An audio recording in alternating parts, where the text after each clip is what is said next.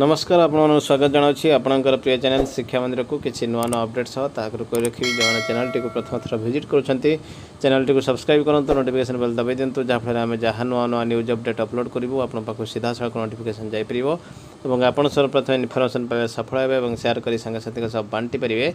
तो चलते आलोचना करवा कौन रही आज प्रथम अपडेट ताकू कही रखी डिस्क्रिप्शन बॉक्स में टेलीग्राम चैनल लिंक को टच करूँ और जॉइन कर जातु से समस्त प्रकार पीडीएफ उपलब्ध होती जहाँकि आपंपाई अति उपादेय होता है। तो देखो प्रथम अपडेट रही जुक्त 2 परीक्षा फल अगस्ट द्वितीय सप्ताह कला और धंदामूलक रिजल्ट जुलाई 30 सुधा वाणिज्य विज्ञान पिला परीक्षा फल उच्च माध्यमिक शिक्षा परिषद द्वारा परिचालित जुक्त 2 परीक्षार्थी परीक्षा फल जुलाई शेष सप्ताह प्रकाश पाइब। विज्ञान और वाणिज्य छात्र छात्री रिजल्ट जुलाई 30 सुधा प्रकाश पाइबा बेले अगस्ट द्वितीय सप्ताह कला और धंदामूलक विभाग छात्र छात्री परीक्षा फल प्रकाश पाइब सूचना मिली। तो परवर्ती अपडेट रही भुवनेश्वर में जुक्त 2 पढ़ा स्वप्न 2021 तुलन में कमिला 1000 सीट एथर 69 कॉलेज में 18,000 सीट कला प्रति बढ़ुची आग्रह विज्ञान खाली पड़ुछि। चलित वर्ष मैट्रिक परीक्षा सफलता हार सब रेकर्ड भांगी हाथ गणति 50 छात्र छात्री को छाड़देले बहु संख्यक 50% रु अधिक मार्क रखी पास कर 57% परीक्षार्थी 60% रु अधिक मार्क रखी सर्वकालीन रेकर्ड कर भुवनेश्वर कॉलेज में पढ़ी भविष्य गढ़ा स्वप्न देखुवा छात्र छात्री चिंता बढ़ी जाइए। अभिभावक मैंने भाड़े पड़ जाइए से पिला पढ़ाइबे कौटी समस्त इच्छा थाए भुवनेश्वर बीजेपी रमादेवी राजधानी महर्षि बेसिक साइंस परी नामी कॉलेज में पढ़ाइबे। मात्र 2021 तुलन में एथर सीट संख्या ह्रास पाई कला विज्ञान वाणिज्य संस्कृत और धंदामूलक विभाग में 1084 सीट काटी दि जाइथिबारु कॉलेज में सीट मिलिबो कि नहीं से आशंकार समस्ते 2022-23 शिक्षा वर्ष में खोर्धा जिले में थिबा सीट मध्य अर्धाधिक केवल भुवनेश्वर रही गण शिक्षा विभाग मिलता तथ्य अनुसार खोर्धा जिलार 153 कॉलेज 34,380 सीट रही कला रही 13,216 विज्ञान रही 17,456 वाणिज्य 2,912 संस्कृत में 543 धंदामूलक रही 796 से केवल भुवनेश्वर में 69 कॉलेज में 18,460 रही 4,608 रही कला विज्ञान रही 11,024 वाणिज्य 2,368 धंदामूल रही 364 संस्कृत रही 96 सीट रही बेले खोर्धा जिलार एथर 26,000 पिला मैट्रिक पास कर निश्चित भाव देखो ये रही गोटे बड़ अपडेट। देखा परवर्ती अपडेट 11 संवाद मैट्रिक चैंप्स 95% व तदूर्ध नंबर रखि छात्र छात्री को संबर्धना। माध्यमिक शिक्षा परिषद ओडिशा कटक को रही 763 8722 रही द्वारा संपृक्त समस्त व्यक्ति विशेषज्ञ अवगति निमंते जणाई दिया जाउछि हाईस्कूल सर्टिफिकेट परीक्षा 2022 रे सब्जेक्टिव और ऑब्जेक्टिव विषय पुनः जांच चेकिंग अप एडिशन मार्क और से खाता गुड़िकर अविकल नकल पाई दरखास्त और फीस दाखल प्रक्रिया 11/7 रु आरंभ हो 25/7 पर्यंत चालू रहिबो। ऑनलाइन माध्यम www.bscodisha.ac.in कार्यक्रम चालू रहिबो। ऑनलाइन माध्यम 25/7/22 तारीख सुधा आवेदन करिया को पड़िबो। यह 24 घंटिया चलिबो और 3 मास मध्य यही प्रक्रिया कंप्लीट हेबो। मध्यम 2022 राज्य मुक्त विश्वविद्यालय परीक्षा 2022 रे दैथिबा परीक्षार्थी 11/7 रु 25/7 मध्य ऑफलाइन माध्यम से आवेदन करें। अन्य कोनोसी प्रकार आवेदन निर्दिष्ट दिवस और धार्य समय सीमा मध्य अथवा परे ग्रहण करा जिवो नाही। 11/7 रु 20/7 तारीख मध्य निर्धारित फीस और आप्लिकेशन दाखल करने को पड़ो। छात्र छात्री मैंने कौन डाटा व फोटो त्रुटि थे संपृक्त स्कूल माध्यम यह कार्य करें। देखा परवर्ती अपडेट कटअप मार्क उपर नजर जुक्त 2 नामलेखा को नहीं आशंका 2057 कॉलेज में 4.5 लाख सीट 60% मार्क रखि पिला भल कॉलेज में सीट पाइबा नहीं चिंतार। स्कूल मिश्रण प्रसंग गणशिक्षा विभाग अतिरिक्त सत्यपाठ दाखल पूर्व राय पर अंतरीण रहितादेश बलवत्तर। स्कूल मिश्रण प्रसंग में राज्य सरकार पक्षर दायर रिट अपील 2021 जुलाई 20 जारी कर अंतरीण रहितादेश बलवत्तर रखा हाईकोर्ट निर्देश देते। मामलार पक्षभुक्त आवेदन गुड़िक जवाब रखा राज्य सरकार को हाईकोर्ट निर्देश देते। विद्यालय गणशिक्षा विभाग पक्षर 2022 एप्रिल 4 रे निर्देश पालन कर हाईकोर्ट अतिरिक्त पाठ सत्यपाठ दाखल करा सत्यपाठ प्रतिपक्ष स्कूल छात्र छात्री मध्याह्न भोजन मागणा बही और यूनिफॉर्म प्रदान प्रसंग में तथ्य उल्लेख कर उल्लेखयोग्य जे मिश्रण पूर्व स्कूल गुड़िकर छात्र छात्री मध्याह्न भोजन मागणा बही और यूनिफॉर्म भली सुविधा उपलब्ध होता बेले सानी स्थिति कौन रही से नहीं सत्यपाठ दाखल करने हाईकोर्ट एप्रिल 4 रे सरकार को कही। अतिरिक्त सत्यपाठ अनुधान कर यह पक्ष रखा प्रतिपक्ष को हाइकोर्ट निर्देश देते। मामलार परवर्ती शुणाणी अक्टोबर 28 को धार्य कर जस्टिस जसवंत सिंह और जस्टिस एस रमन को नहीं गठित खंडपीठ राज्य सरकार पक्षर दायर रिट अपील शुणाणी कर एपरी निर्देश देते। एठार उल्लेखयोग्य जे राज्य में शताधिक सरकारी स्कूल को बंद करने अन्य स्कूल सहित मिश्रण करने संपर्कित विद्यालय गणशिक्षा विभाग निष्पत्ति को हाइकोर्टर जणिकिया विचारपति को नहीं खंडपीठ मे 4 रद्द करते। गणशिक्षा विभाग पक्षर एने प्रकाशित 2020 मार्च 11 मूल विज्ञप्ति सह परवर्ती समय 2020 डिसेम्बर 14 प्रकाशित विज्ञप्ति को 2021 मे 4 रद्द कर राज्य सरकार स्कूल मिश्रण संपर्कित विज्ञप्ति मागणा बाध्यतामूलक शिक्षा 2009 और ओडिशार शिशु मानक मागणा बाध्यतामूलक शिक्षा अधिकार नियम 2010 उल्लंघन कर दर्शाई यह रद्द करने सपक्ष राय प्रदान कर मिश्रण पूर्व अवस्था आवेदनकारी स्कूल को पुनर्स्थापित करने को निर्देश दिया। यह स्कूल गुड़िक किपर सुचारू रूप कार्य कर आवश्यक भित्तिभूमि अन्य व्यवस्था सरकार जोगाई देवे। स्कूल गुड़िकर उपस्थापन कमिवाई दायी सरकार शिक्षानीति परोक्ष दायी रही।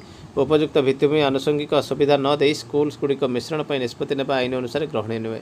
तो ये रही बर्तमान बड़ अपडेट। देखिए परवर्ती अपडेट ये रही ब्लॉक एजुकेशन ऑफिस कंकड़ाहाड़ रही चिठी 10,1660 रही 9/7/22 8/7/22 to all the headmaster and of secondary schools, UP schools, primary schools, block कंकड़ाहाट रही unauthorized entry of media person regarding रही चिठी।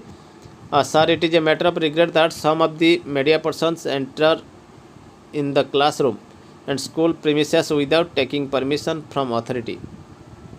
Authority को बिना परमिशन ने कैंपस को पहुंचते media person the media person holding camera enters in the school and asking different questions to students and teachers with view to humiliating them, and some TV channel are airing those videos. It is not ethical and permissible. तो ये ethical नुहे कि permissible नुहे। Hence you are directed to not allow the media person unauthorized to school campus classroom.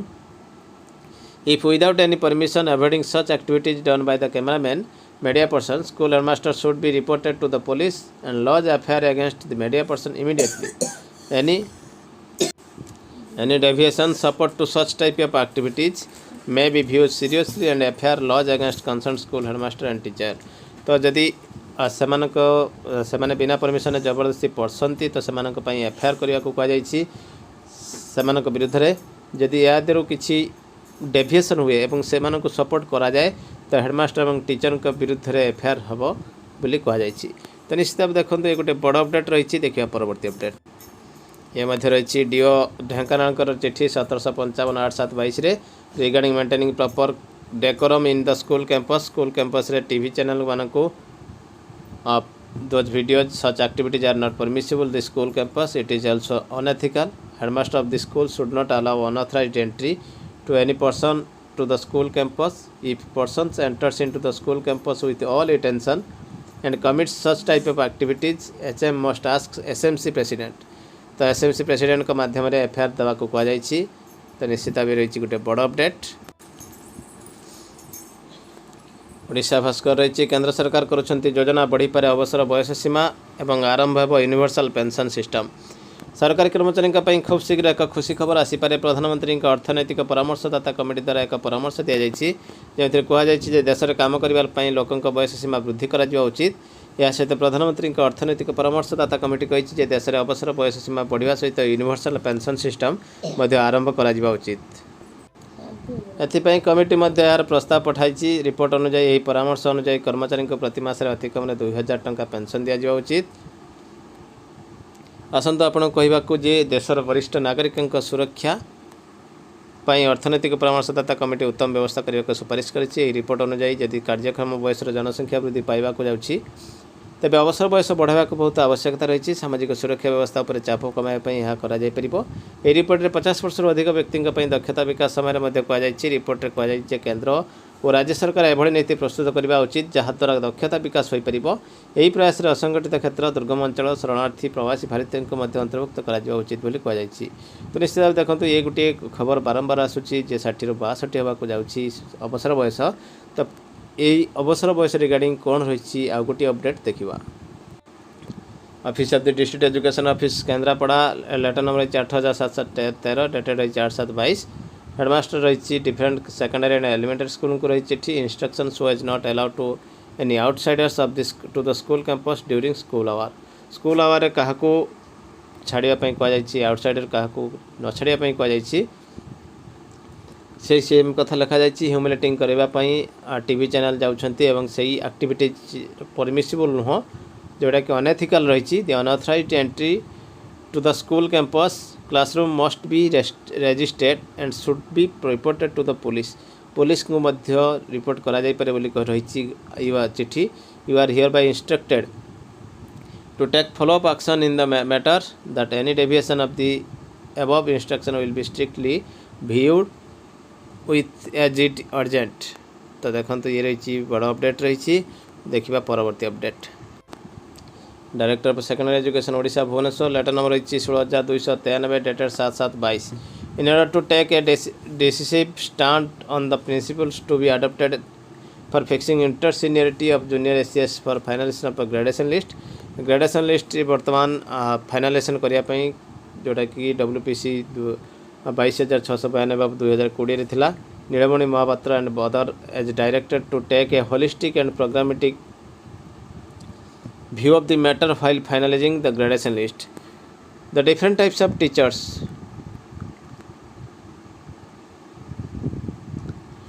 have been encouraged in junior ACS coming from different other cadres post on strength of policy decision of government। There has been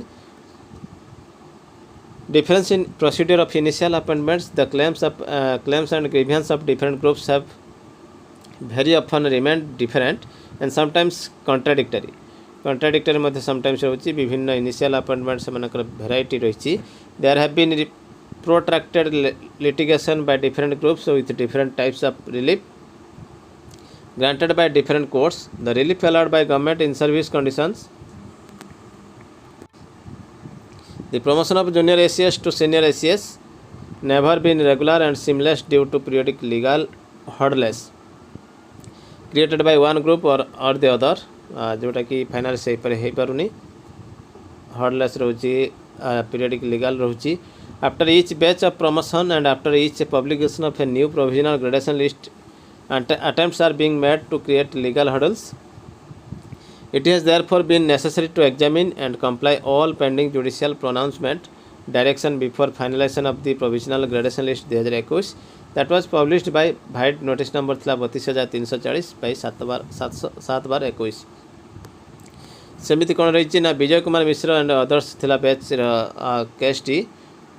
the batch of cases were disposed by the division bench of erstwhile OAT Cuttack 5/5/2018। The service of a group of teacher who are appointed contract basis on the strength of government letter जोटा कि 1999 थे were regularised with different from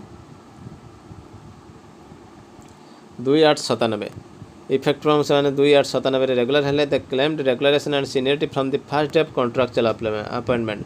तो से दाबी करते contractual appointment पाखु seniority नापाई while the learned tribunal allowed the prayer for of regulation which government have complied by letter number 1925/2019 से को ट्रिब्यूनल मध्य अलाउ करथिले।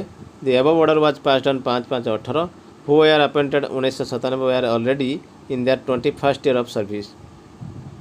After initial reluctance to shake up a settled position, it was however attempted to elicit the response of 1997 batch direct recruits on the grievance of contractual teachers to place them above direct recruits 1997।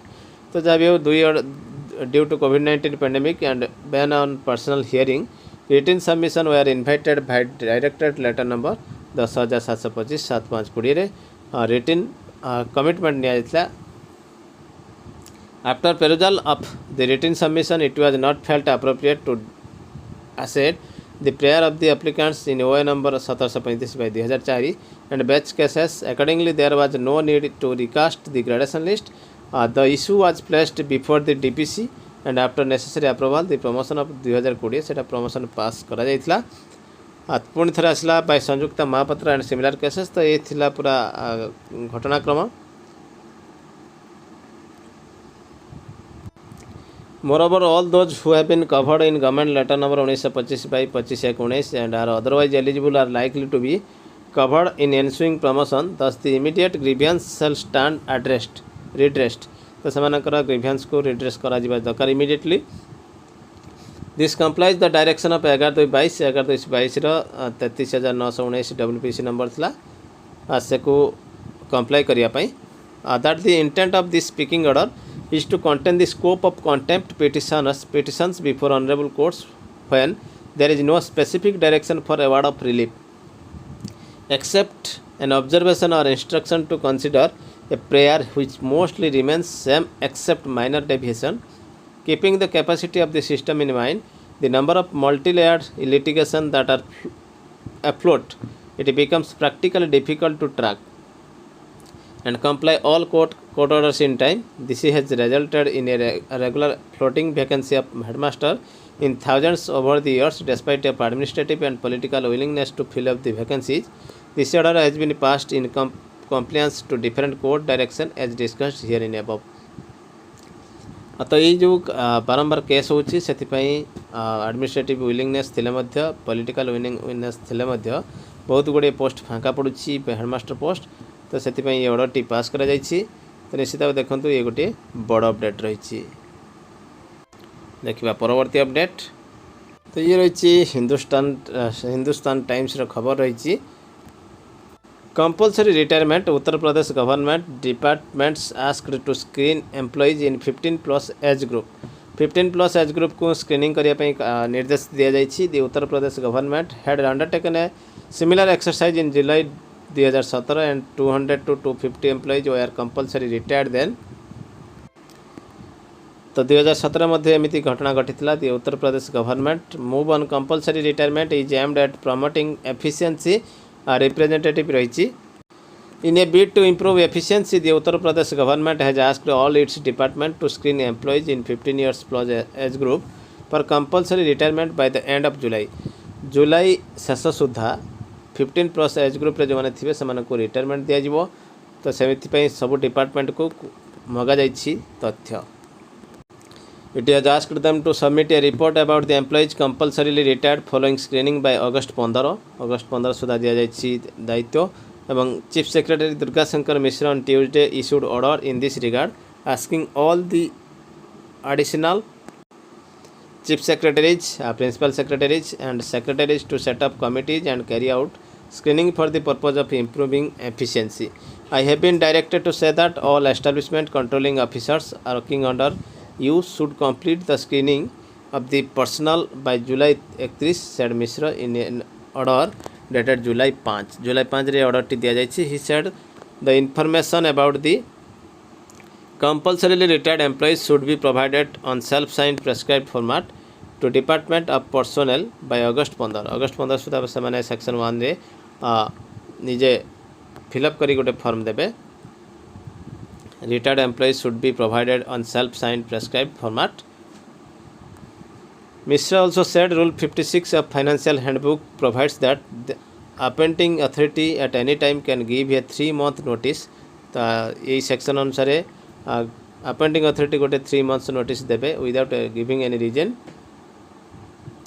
Expecting for retirement for any government employees, regular or ad hoc, who has completed the age of 50 years, a government order number 1348/85 रही जोटा कि कार्मिक 1 dated October 26/85 रही। Setting up screening committees along with guidelines compulsory retirement pi Madhya rule रही। से जो मैंने 50+ age group रे अछंती सेमानक पई आसुची नुआ योजना।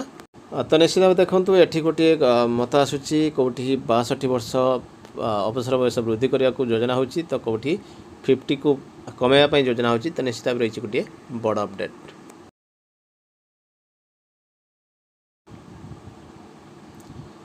ये थिला वर्तमान बड़ अपडेट। एमती किसी नुआ अपडेट सह पुणी आसबि आपन सामना को। चैनल टी को देखुतार धन्यवाद रही। नमस्कार, जय जगन्नाथ।